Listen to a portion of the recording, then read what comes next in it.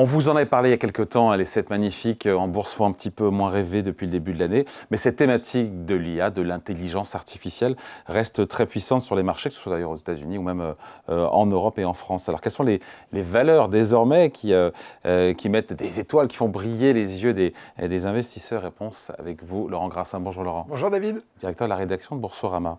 Ça fait des semaines qu'on se demande pourquoi les événements en Iran n'ont pas, pour le coup, d'impact majeur, c'est vrai, sur les marchés. Le CAC 40 est à 8300 points, on se parle. Alors on est à 48 heures de l'expiration du cessez-le-feu. La réponse, c'est peut-être encore et toujours l'IA. Oui, c'est en tout cas une thèse qui a été faite par deux experts de Vontobel. D'ailleurs, vous pouvez retrouver l'article sur le site de Boursorama, de se dire finalement pourquoi est-ce qu'on est vraiment en complet décalage entre ce qui se passe dans l'économie réelle et ce qui se passe sur les marchés. Et donc les marchés seraient dans une espèce de bulle d'optimisme. Je crois que vous évoquez le sujet avec Patrick Artus qui se demande mais pourquoi le CAC est à 8000. En fait, l'analyse des experts de Vontobel, c'est de se dire attention parce que finalement, ce qu'on va mesurer avec le PIB et autres, montre quelque chose d'assez différent de la dynamique qu'on voit en ce moment sur les marchés, où finalement la croissance générée par l'IA fait qu'on est, pour le moment, à l'abri de ce qui se passe.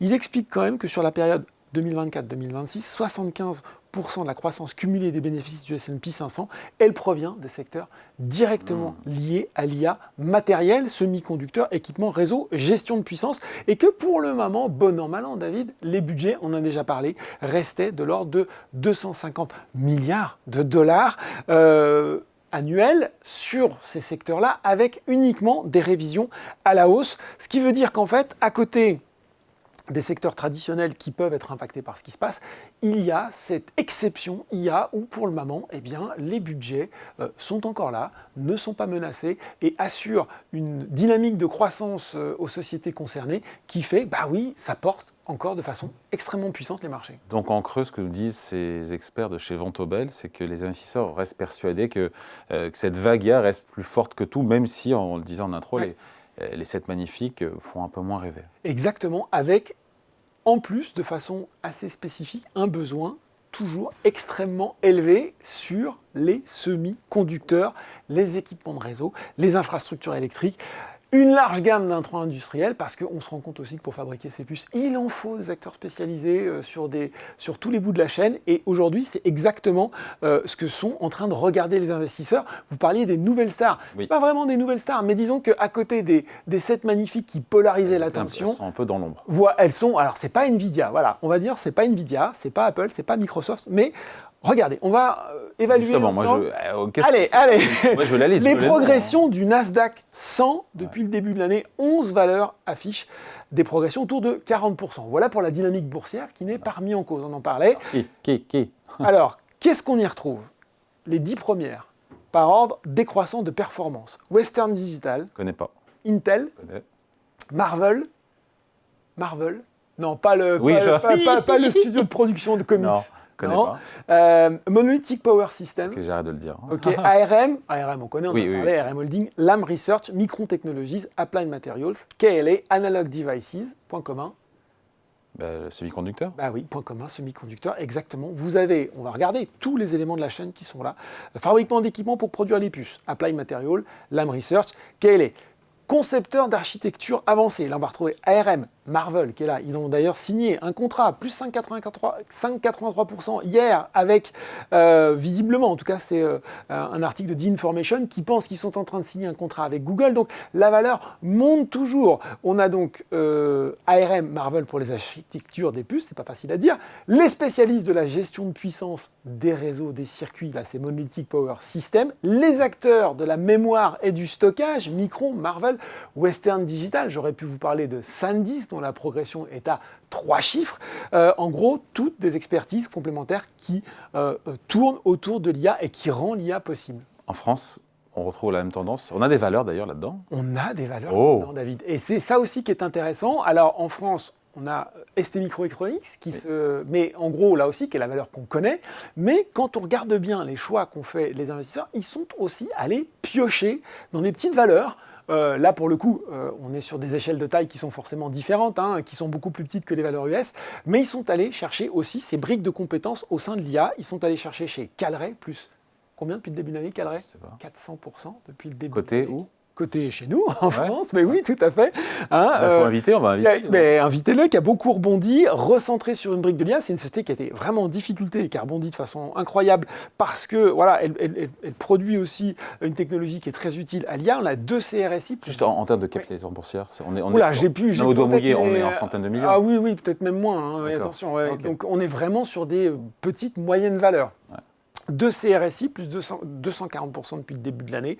Là, c'est la société qui vend des serveurs de haute performance pour les data centers IA. Je pourrais parler également de Ribert et surtout de Soitec. Soitec, en ce moment, alors je ne sais pas ce qu'ils font aujourd'hui, mais ils sont venus nous voir. C'est une progression à 2 chiffres quasiment tous les jours depuis quelques semaines, puisque eux, en fait, ce qui est en train beaucoup d'intéresser les investisseurs, c'est la photonique. En un seul mot, évidemment. La photonique. Oui, David, la photonique. Oui. Alors, c'est quoi la photonique? Alors, c'est là où le marché anticipe. C'est ça aussi qui est intéressant. C'est de voir que, en gros, les investisseurs sont en train de chercher ce qui va permettre de, encore une fois, aller rendre plus efficace la photonique, en gros. Je le lis parce que j'ai été obligé de creuser aussi sur ce sujet. Ça consiste à utiliser la lumière, mais plutôt que l'électricité pour transporter l'information. Donc aujourd'hui, on l'utilise plutôt déjà dans les data centers, mais le but, c'est de la développer partout où c'est possible, là aussi, toujours avec ce but d'augmenter la puissance de calcul, d'être capable d'aller plus vite sur des réseaux plus efficaces, puisqu'on voit que les connexions électrique en cuivre, aujourd'hui, finalement, ça limite le débit, ça chauffe, c'est pas forcément très bon pour la consommation énergétique. Donc, la photonique permettrait des échanges beaucoup plus rapides. Et donc, on en est, encore une fois, qu'à un stade assez peu avancé pour le moment, mais clairement, il y a un pari qui est fait sur les investisseurs là-dessus. La conclusion de tout ce qu'on vient de se dire là, c'est que... La conclusion de tout ce qu'on vient de se dire, c'est que finalement, il y a quelque chose d'assez rationnel là-dedans. Puisque, souvenez-vous, quand on a parlé de différentes vagues IA, ou vous invitez sur le plateau, beaucoup ont dit qu'il y aura une première vague, ça va être les hyperscalers qui vont produire des puces, de la course à l'intelligence, les GAFA, et voilà. Et puis après, on aura finalement toutes les sociétés qui vont tirer parti de l'IA, qui vont réinventer leur business model avec l'IA, qui vont... En fait, aujourd'hui, la bourse a clairement fait le pari que pour le moment, ceux qui rentraient... de la grosse monnaie, si je puis dire, ça restait encore tous ces gens qui étaient sur la puissance de calcul, puisque, on l'a dit, les commandes, pour le moment, elles continuent d'affluer. Ouais. On a toujours besoin de la puce la plus efficace. Et au final, ce que les investisseurs vont chercher, c'est effectivement ces groupes qui sont capables d'avoir la plus-value technologique. Est-ce qu'il faut investir là-dedans? Attention, les valorisations, maintenant, sont très importantes, c'est très volatile. En tout cas, ce qui est sûr, c'est qu'il faut s'y intéresser et il faut, là aussi, bosser un petit peu ce qui fait aujourd'hui, finalement, la richesse de cette offre, d'aller chercher les positionnements assez spécifiques sur des technologies clés. C'est finalement un travail de recherche assez intéressant où on sort un petit peu des sentiers battus, en tout cas des sentiers un peu moins battus, pour aller retrouver ce qui fait aujourd'hui l'attrait des investisseurs. Le stock picking.